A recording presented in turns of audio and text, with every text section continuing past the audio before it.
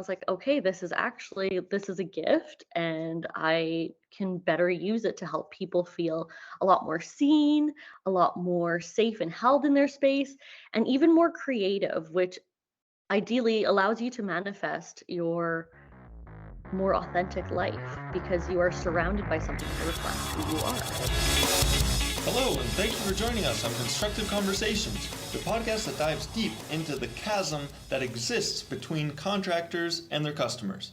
Our goal is to improve communication between contractors and their customers by interviewing people on both sides and gleaning the keys of how to have your construction project go right. Joining us today is Karissa Shemonichek, owner of Palladian Home. She's an interior designer and decorator who's been in the industry for 11 years because of her unique ability to connect deeply with customers and turn their space into a reflection of their true selves.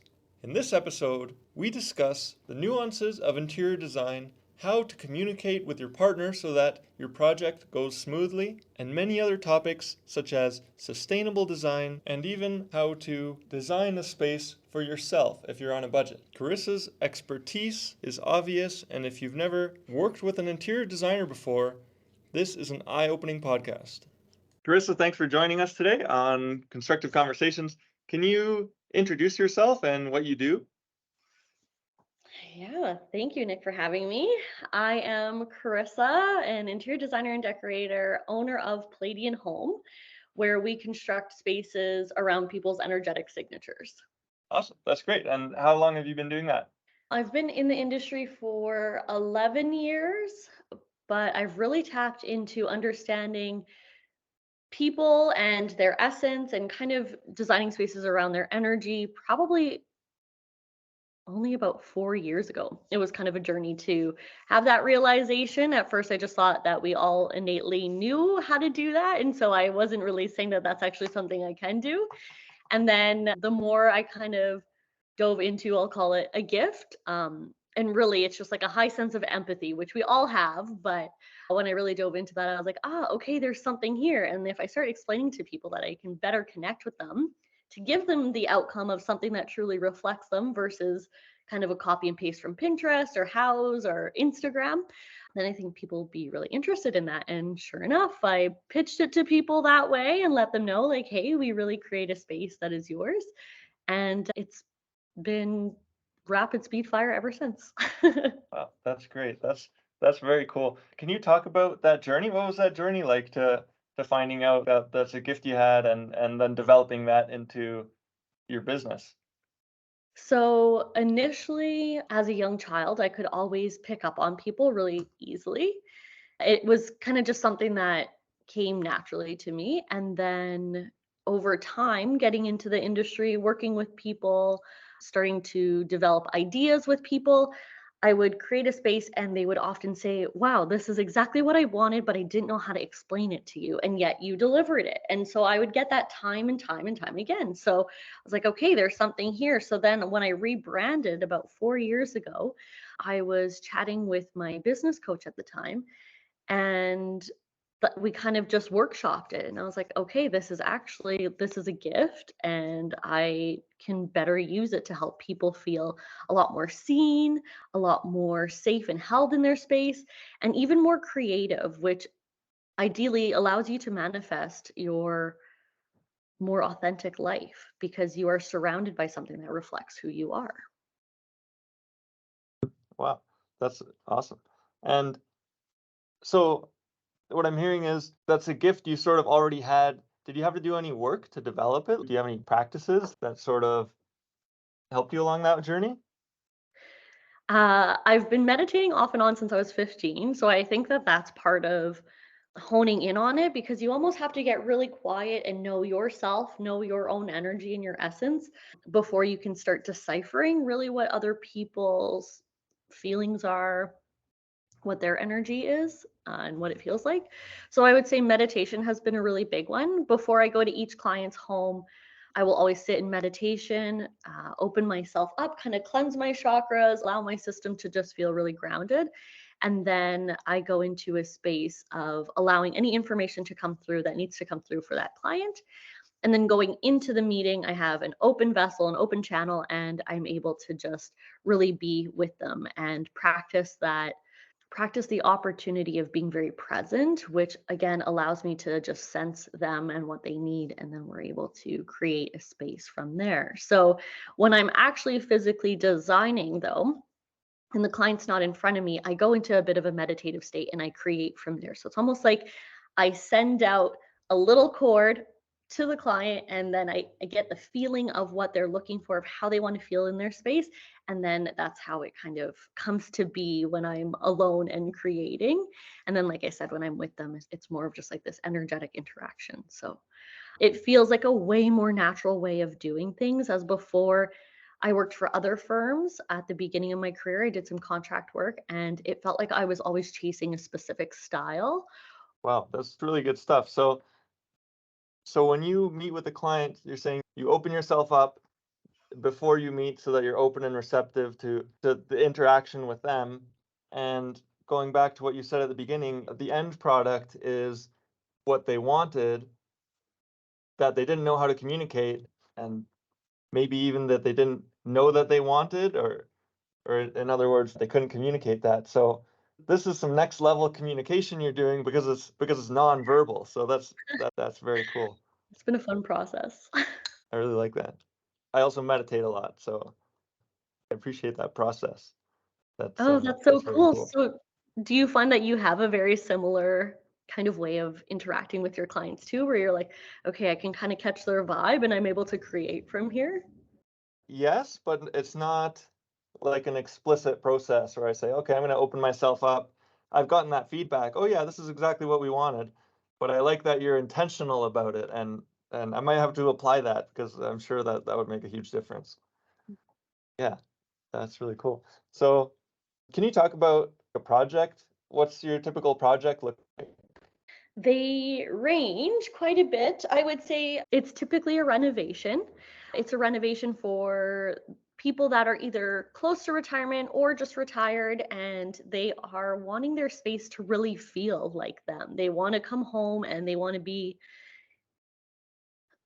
at ease, relax, like they've just worked their whole lives. They want to enjoy what they've worked for, you know? So their home is this beautiful container that they get to come into and appreciate and see how they're best reflected in. Okay, so these clients, like I said, they're typically people that are near retirement, early retirement, wanting to create a beautiful space for themselves. They are looking to either build or renovate, typically renovate. And then it goes from renovation all the way up to fully decorating. Now, this aspect of decor can be done two ways. So sometimes people want to pay hourly just to have me go shopping with them, as other people would like me to put together the whole decor package, and then they go away for a week or a weekend, and then they come back and they get to have their little HGTV moment because I've shopped everything, I've set it up, and they basically just get to come through the door and come home and enjoy it. So I kind of have clients that are a mix of that sometimes, or all of it. It really depends. And then, of course, I have my custom home building clients, which is also really fun. Those clients typically are more of professionals that have a family and they're looking to move into their forever home or their long term home. That's a really beautiful process as well, just getting to see how to support and work with multiple energies. Usually it's two parents, 2 to 3 kids kind of thing. So being able to tailor it to everybody and really allowing the space to reflect everyone has is such a treat in that sense. And then there are clients that just hire me for the decor. And again, it could be me shopping with them for a few hours, all the way to having their HGTV moment where I source everything, run it past them, make sure they like the vibe, and then I do the install, is what it's called. So install all the decor, all the furniture, and then they get to come home to it. So quite a wide range. And sometimes within that decor aspect, it can be a custom sofa from Restoration Hardware, or it could be something that we're custom building here in the city and they're doing a sit test on it every few weeks to make sure that they really like how it's supporting their bodies and things along those lines, and they get to feel the fabric before it's put on the sofa. So it can be very, very basic all the way to deeply intricate. That's a nice variety. It sounds like a lot of fun. I can hear that you enjoy all the different aspects. Mm. So, can you tell me, how is the process for you different than, say, you mentioned working for other firms where it was more of the designer style? How does your process look different?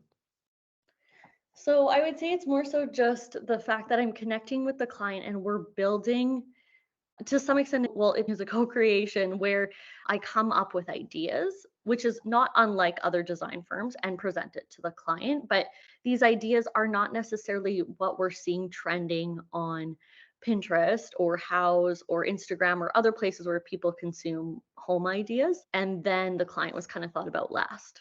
So it's almost in reverse now.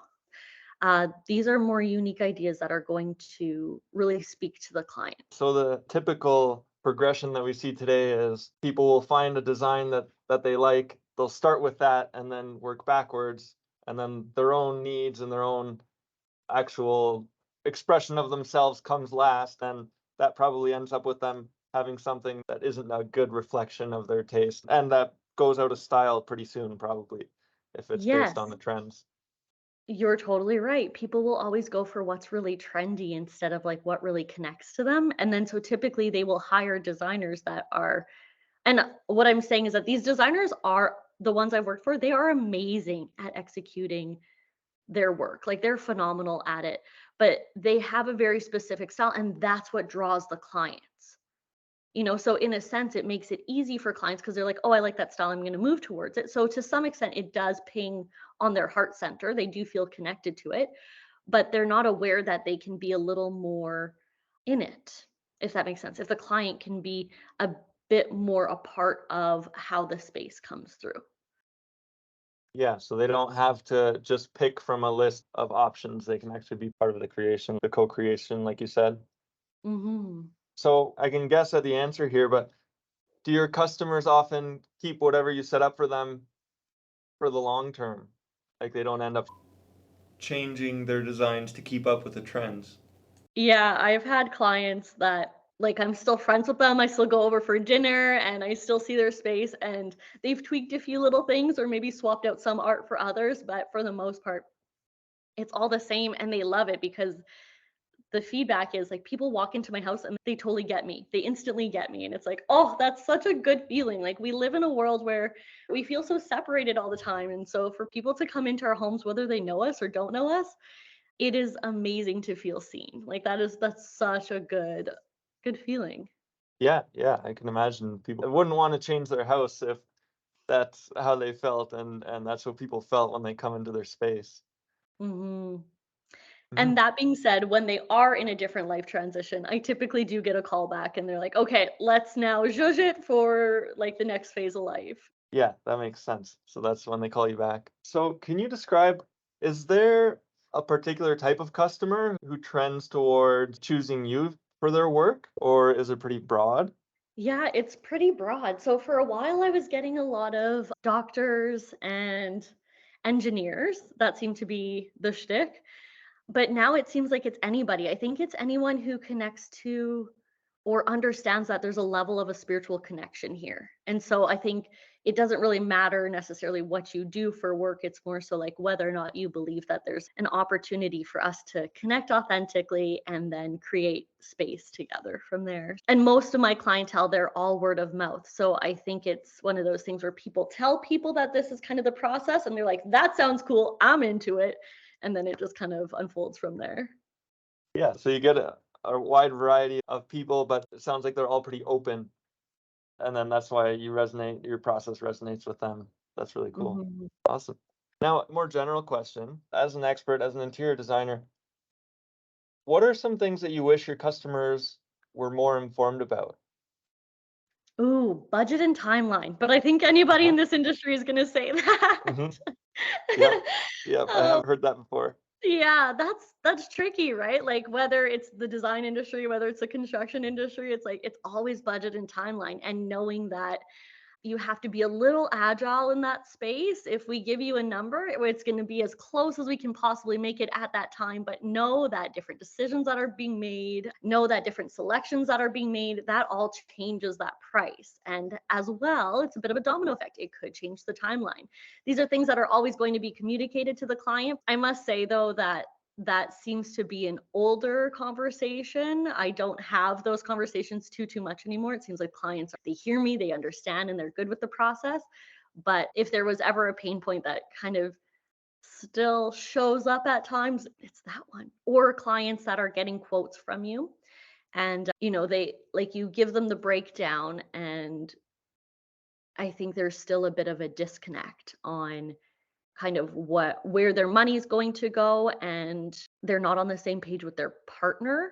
Like, that kind of disconnect, it's like, okay, if one of the partners is not there at the time, so then we have the conversation with the single partner, and then that information's not translated over. So that kind of disconnect about where money is going to be allocated, how it's going to work, that's kind of frustrating. So it's important for all decision makers to be there, especially when money's discussed, especially at the beginning, and then be a part of the conversation when anything changes. I like that. That's good advice. So all the decision makers, to say it's two partners, they should be there, because otherwise, if one of them is in the meeting and tries to communicate it and doesn't have the same knowledge that you might have, then they're not going to be able to communicate it as effectively to get it so that everybody is on the same page. Would you say, is HGTV responsible for some of that misunderstanding about budget and timelines? Oh, Nick, I think you know the answer. Yes. Yeah, definitely.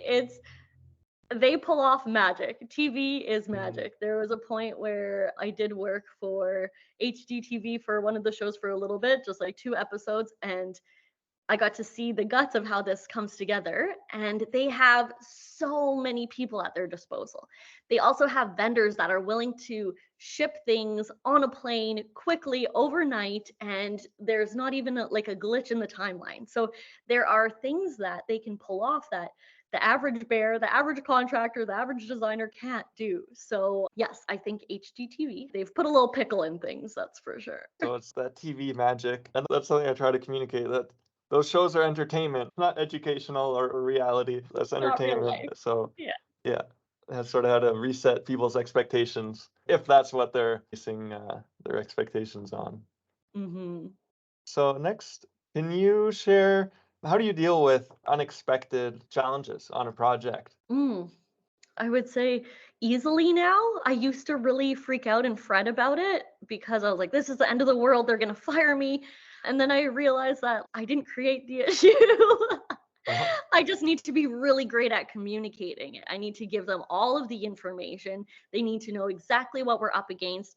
And it is an us situation versus them versus me. You know what I mean? It's like us against the problem kind of thing. So I think it really comes down to how you communicate it, be open, clear, and authentic about it, and make sure they have all the information. Then let them know, like, the decision is ultimately in their hands. I really like that. I think that's a soundbite right there. Challenges become easy if you are great at communication, and it's not them versus us. You tackle it as a team. I think that's valuable for both contractors, other people in your industry, and customers to hear. That's really good. Okay, next one. So in your process, when you're starting out, what's the most essential things that you communicate right at the beginning with your customers, sort of to set yourself up and to set them up for success? What does the initial conversation look like? It always starts with budget and timeline and the conversation of scope creep, because I don't think a lot of people really understand that. So, especially if you're renovating, right? So, it can be a bit of a domino effect. So, it's like, okay, you know what? I just want to rip up my floors. I don't want to do anything else. And we'll just leave it as it is. Okay, fine. But let me tell you what that actually looks like. So, we're going to rip up your floors. And in order to do that, we're going to have to probably pull up your baseboards. And because we pulled up your baseboards, they're probably going to need to be repainted. And your walls now will likely also need to be repainted. So while we're at it, maybe let's look at some wallpaper. Oh, you love the wallpaper and now you want a new sofa? Okay, well, that's totally possible. So all these things kind of flow into each other, but people only see, the floors need to be done. but it's never just the floors, right? And then in some areas, let's say there's water damage near the kitchen and you had no idea. Okay, now we need to pivot. Are we still adding hardwood in the kitchen, knowing that after we fix this, this could be an issue again? Or do we now look at tile? Now, where are we going to create that transition point between your kitchen and your living room or dining room? So it's kind of having that bigger picture conversation. Like, there's a possibility of scope creep here, and this is what it could look like. So, really, as the person coming into their home, really being informed, understanding how that process works, and trying to mitigate any surprises. That's definitely an important one, is the scope creep, because it's almost guaranteed that's going to happen at some point. Hmm. That's definitely good to communicate. Awesome. So that's your initial conversation. Looks like budget timelines and make sure they know about scope creep, especially in the renovation circumstance. Absolutely. Can you tell us about a recent project you've completed, or sort of your favorite project, something you really enjoyed working on? Yeah, so I just wrapped up this project not long ago. Pictures have not even been taken yet, so this is very fresh. I had the opportunity of working with this really wonderful couple in Eau Claire, and they bought this apartment, and the wife, her and I connected, and she was just like, okay, kind of give me your wildest ideas of how you feel this could work. I presented to her this beautiful maroon purple cabinetry color with this kind of lighter pink for the coffee bar. And I saw these colors in their home. So initially they were moving out of their home that they raised their kids in, and then they were downsizing. So she had me over. I was seeing these beautiful vases she had, these incredible tapestries. And I saw that there was a lot of these kind of plums and eggplant tones and beautiful blush pinks. And I was like, okay, so she's very drawn to this color. Then I created a palette where there's wallpaper involved, there was cabinetry color, there was everything. The whole space was being gutted and renovated. And I brought it to her and she just fell in love. She's like, this is exactly what I wanted. But she's like, I would have never thought to put these colors together. And through the whole process, that was always what she said. She was always so grateful that I gave her the opportunity to push her boundaries without even really realizing it until it all came together. So the process, it wasn't difficult with the client. She was so open to receiving kind of any feedback. Wherever I was like, okay, we could elevate this just a bit more. What do you think about this idea? She always loved it. It was great. Her husband was so happy to oblige. He was like, yes, this feels like us. This feels good. At the end of it, they both thanked me for allowing them to have a space that feels truly like them, where they feel so excited to host, have their grandkids over, and it's not just a beige on cream on white space. Like, it ties in all the elements that they really enjoy that's in their existing home, but it also is a space in some areas for a really clean canvas to add their tapestries, to add their layers and textures of things that feel really connected to them and their culture. So that was a beautiful, beautiful project, and I'm so grateful for it because the connection that I also had with the clients, it was so lovely. That sounds great. It sounds like their apartment is a work of art, so I'll keep an eye out for those photos for sure. So you touched on, they both agreed they were really happy. Can you sort of talk about what do you think is responsible for that level of success where both the partners were that happy with the outcome? Was that connecting with both of them, or were they already connected well with each other? What was the key to that I success? think I do think it's a blend of both. I think the fact that they were really connected and for the most part on the same page, I was able to connect with them quite easily. And they were also both there whenever big decisions needed to be made. So again, it's that communication piece. What's some advice you would give, say, to couples who are going through a project? Sort of what are some tips so that they can end up on the same page at the end of the project so that they're both happy? That is so tricky because I think if you ask any decorator or designer, they're always going to say to some extent you become a marriage counselor. Like, bar none, it happens. You can't really avoid it. I would say that if at the beginning of the project they are not on the same page about budget and timeline, they need to get there before the project ideally starts. Those are really big components because, A, if it's a renovation and you're deciding not to move out of your home while it's being renovated, there's a level of resentment that will likely take place between you and your partner if one of them has pushed for it more than the other and the other one was not consenting to it whatsoever. Like there's going to be a big disagreement there, and then it's going to sour everything else. And then too, if you also were not aligned when it came to the budget and one wants to spend more than the other and kind of goes behind the other's back to make decisions, again, spoils it. And the thing that often happens is, yes, there's going to be a bit of a disconnect between the two partners, but because the tradespeople and the designer are outside of the home, unfortunately, we're the ones that kind of get blasted because they don't know where to put their frustration, right? And they're like, okay, I don't have to live with this person, so I could probably offload a little bit here, let some pressure out. I don't think it's a total conscious thought, but it seems like that's kind of one little thing will just set them off. And they're like, okay, today's the day you're going to hear all about it. And you're like, oh, all right. Uh-huh. So, That's when you're in the marriage counselor role. Uh-huh. yeah, exactly. Yeah, those are some good tips. So starting off on the same page sounds like that's crucial. And then not forcing their opinions on the other partner. So making the decisions in agreement. That way you don't Yes. build resentment. And that definitely sounds like advice for any work or any couple. Avoid the resentment. Definitely. Do you have any questions? My question is, honestly, what is the highlight of your job that you do? What aspect do you love the most about being in carpentry?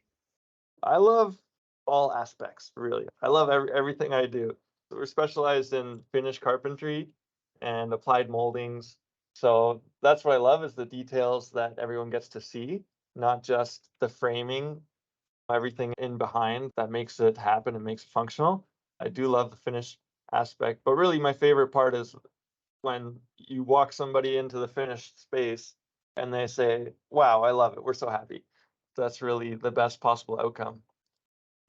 So that's what I love about the job. Yeah, that's such a rewarding aspect of it for sure. When someone comes in, they're like, "Holy smokes, this is amazing! Better than I Exactly. expected." Exactly. That's what I aim for. So what are you looking forward to? What's coming up or on your plate?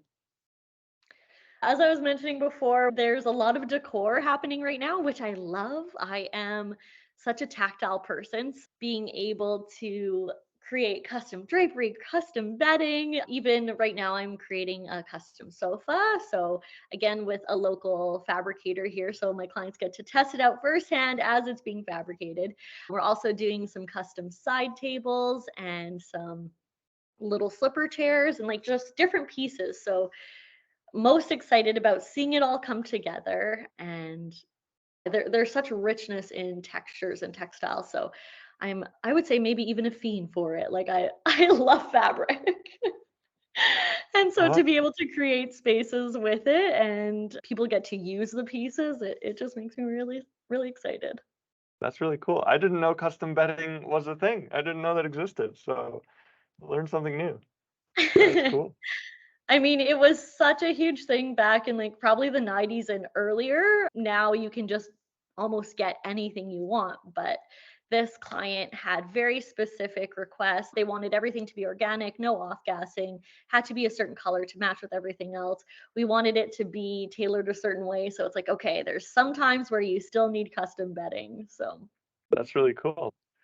And on the theme of future, can you talk broadly about your industry, what direction you see it going, what other companies' directions are? ooh, I don't know. It could really go in so many different directions. I think a lot of people are wanting to create more spaces that reflect them versus what's popular and common right now. Because the more people I talk to, designers included, they're like, wow, yeah, that's such a cool idea. That seems way more sustainable. And I think that's a part of our culture right now is we are looking for sustainability. I think people are just wanting more of a connected experience. So I think that that's going to really come through in our industry more, especially as AI starts to take over a lot of our jobs in a sense, right? Like, I don't know if you've seen some of the design platforms, but it's phenomenal, like incredible. So, going forward, I think people are going to be actually looking more for that human connection and less of just like an output of design. And I think that that's ultimately the human connection is what is going to usher our industry forward. And specifically, that's you because you're the human element. You're not just putting out designs of modern designs. Mhm. So, would you say, and it's hard to gauge in general, so are more people gravitating now towards the latest trends, or do you see them moving towards, no, let's make spaces a reflection of ourselves? I think it's a blend of both right now. I think there are people that are understanding that and moving more towards wanting spaces that reflect who they are. And businesses included. I also do commercial design, and people are really tapping into that aspect too. Is like, this is our clientele, and we want them to have more of an experience versus just coming into a storefront type thing. So I think people are understanding that and gravitating towards it, whether it's conscious or subconscious. I'm not sure yet. I think it'll become more conscious. But then there's, of course, people that they love that show home look. They love the not lived in look. So there's going to be those people that want to have a very, it's not sterile, but yeah, not lived in. You go into a show home and you're like, wow, this is immaculate. It's beautiful, but you can tell it's not tailored to anyone specific. It's just really well designed, really well decorated. And some people want to live in that. And I think that's mostly because those people probably haven't really sat and reflected with themselves. And maybe they haven't had time. Maybe they're like, okay, our kids are just old enough, they're out of the house, and we just want this place to look good for the first time after like 16 years of toys and hockey crap and all that stuff everywhere. We want it to look good. So they're like, okay, Pinterest is going to give us some good ideas. House is going to give us some good ideas. They're like, let's just make this feel better than it ever felt. And so I don't think they've given themselves the opportunity to truly sit with themselves, anchor into what feels good. Instead, they're just like, okay, this is trendy and I'm happy with this. But I think eventually those people will start to look around, especially when the home starts to feel kind of aged or dated. And they'll be like, okay, that actually doesn't really feel that good. I don't know why I ever bought that picture. I never really liked it. So I think those people will eventually get there, but there's definitely a group of people that are just like, okay, we're out of the kid phase. Let's just zhuzh this so it looks good enough. Like Wow, adults live here. yeah, that's really interesting. So I'm imagining it's like a blank slate almost when you come into a show home and they want to keep it as a blank slate. They don't apply any of their personal touch. And you're saying that that might even be if they're not in touch with their own deeper personality, then they'll say, okay, let's just keep this a blank slate. And then later, if they do that work and find out more about themselves, then their space eventually will come to reflect that. Is that sort of accurate? Mhm. Yeah, and I think ultimately it just comes down to there's a lot of busyness that happens when life is happening, when you're raising kids and that kind of stuff. And I don't think that parents really have the luxury of necessarily sitting with themselves. So I think if they're doing it by themselves, they're more often just creating what's trendy. I don't think it's until like they hire someone that necessarily puts the bug in their ear where they're like, oh, it can be a little more tailored to me, that they're then opened up to that perspective. But I think ultimately it does stem from a place of just let's try and make this home a home because it's felt like a playground for so long. So I Mhm. think depending on whether they're hiring someone, whether they're not, I hope that wasn't a convoluted answer, but I definitely think it depends on phase of life too, and whether or not the person's really sat with themselves and kind of connected to what they like. Mhm. Can you talk about that a little more? So, if someone was to sit with themselves and find out what they like, what are some practices? What can people do to make that happen? So this would be ultimately if you decide not to hire someone. This would be if you want to go on this journey by yourself. So what I would do is I would start a Pinterest board and I would go through the things that I really like that really light me up. Not that's trending. I mean, of course, you're going to have some photos in there of things that are trending because that's just natural. But go through things that feel really good. So let's say you're like, oh, my Lanta, I love a navy wall. But the last time you saw a photo of a navy wall in a room, it's like back from the early 2000s. And you're like, I can't do that because it's old and tacky. It's like, no, tune into that aspect of navy. What do you really like about it? What is speaking to you? And maybe it's not a navy wall. Maybe you paint your door. Let's say this is your primary bedroom. Let's say you paint your door or your closet doors navy instead. So you put a bit of a twist on it. From there, maybe there's this really interesting light fixture that has like one little crystal drop from it and it's like a deep blue or deep navy. You can kind of pull pieces together like that. So look for unique things that really light you up, add them to your Pinterest board, and then almost take a bird's eye view of what the board looks like. Rather than looking at each picture very intently, take an overall view, overall snapshot of it, and see if you like how it feels. Because ultimately, this is what it's about. It's about how it feels. So tap in, see how it feels, and then from there, start to extract components from your board that you really, really like and you know you can start searching for. And the internet is a magical place. It literally has everything. So you can find anything. And if you want things that are a little more custom, but you don't want to pay a large amount, Etsy is great for that. There's so many craftsmen, so many makers on there, and you can find some really cool one of a kind pieces and not break the bank. That's great. That's really good advice for people who, yeah, maybe starting out their first home and just need some tips on making it their own. One more topic. So you mentioned briefly talking about the future. People are moving towards more sustainability awareness. So can you talk about how do you reflect that in your work and sort of what does that mean for the interior design industry? Yeah, that's been tricky for me because at the beginning, I wanted to just do green design. I only want to do things that impacted the environment in a positive way and eliminate my carbon footprint, but also the footprint of the projects I'm doing. And that is very difficult. I'm going to be very honest with you. It is not, this industry is not set up that way. And that was frustrating.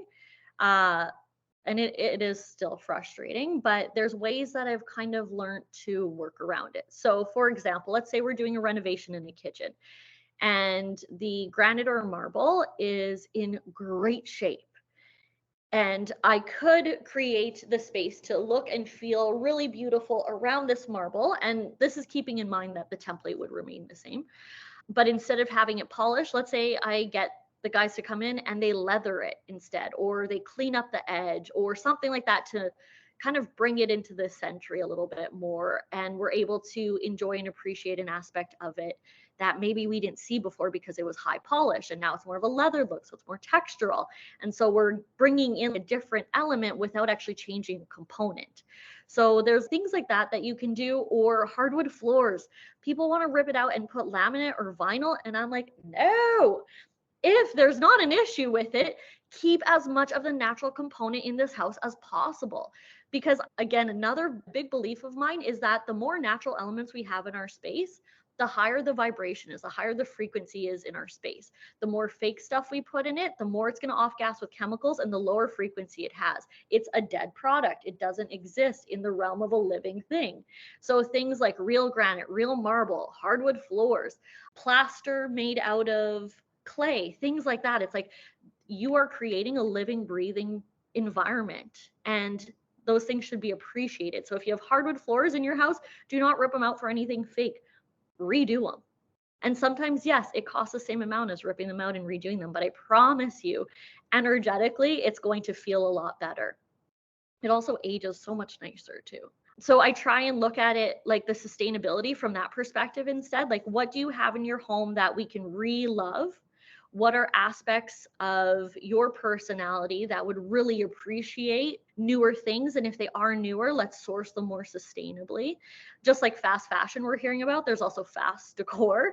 So realistically, where can we put our dollar? Because every time we purchase something, we're voting, right? We're voting for the direction in which our universe is going. So if we're voting for things that are sustainable, then that's going to allow people that are creating products to make more of them, and it becomes more open to the general public. So if we have the opportunity to spend money in areas where it creates a more sustainable environment, why not? That's really great. I really like that. Every dollar votes which direction the universe is going. It sounds like the Bhagavad Gita. Every decision you make determines the direction of the universe of your life. But applied to dollars, that makes a lot of sense. And definitely, I agree with the natural components. My favorite room I've done was oak paneled, was hardwood floors, all the walls, coffered ceiling, and quarter sawn oak. And you don't Mhm. even have to have your eyes open. You can just stand in there and you feel relaxed because I agree. It's the energetic signature of the natural materials. So if people would Mhm. let me, I would make all of their rooms out of wood. Cue the 70s. Yeah, yeah. I love that. Anything else you want to talk about? I do have another aspect to my company that is newer and I'm just kind of getting it going right now. So it's more of an e-commerce side of the business. And I am sourcing around the world for goods and pieces that have high vibration. So connecting with artisans that have understood this craft and it's been passed down through many, many generations to shamans and different healers that are creating beautiful pieces of art that essentially the idea is that I bring these pieces back, put them into clients' homes, and that energy of healing, that energy of peace and calm reverberates into their space and essentially creates that domino effect or that ripple effect into our communities. So this is a newer passion project of mine. Like I said, it's at the beginning phases, the infancy of it. But ultimately, yeah, I'm connecting with these different artisans and healers and bringing back these really unique pieces. Right now, I have some beautiful stuff from Mexico. They're tapestries and area rugs and some bed linens. And they just have this incredible essence about them.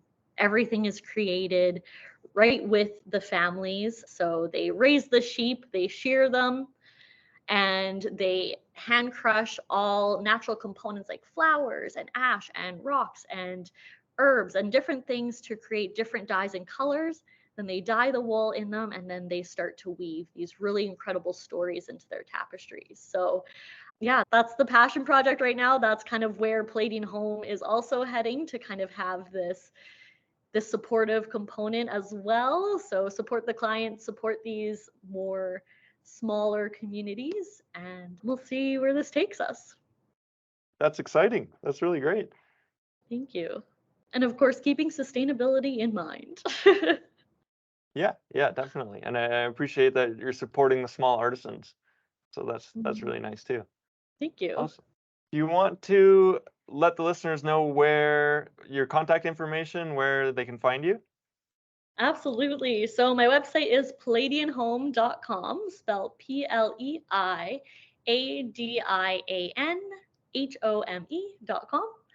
And you can find me on Instagram as well, Pinterest, and LinkedIn, but I don't really check Pinterest or LinkedIn. So my website or Instagram.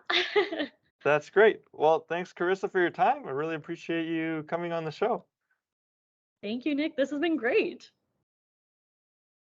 Thank you for listening to this episode of Constructive Conversations. Please share it with your friends who are contractors and customers, people who have done big renos or builds or who have them coming up, so they can learn how to have the right conversations around their construction project.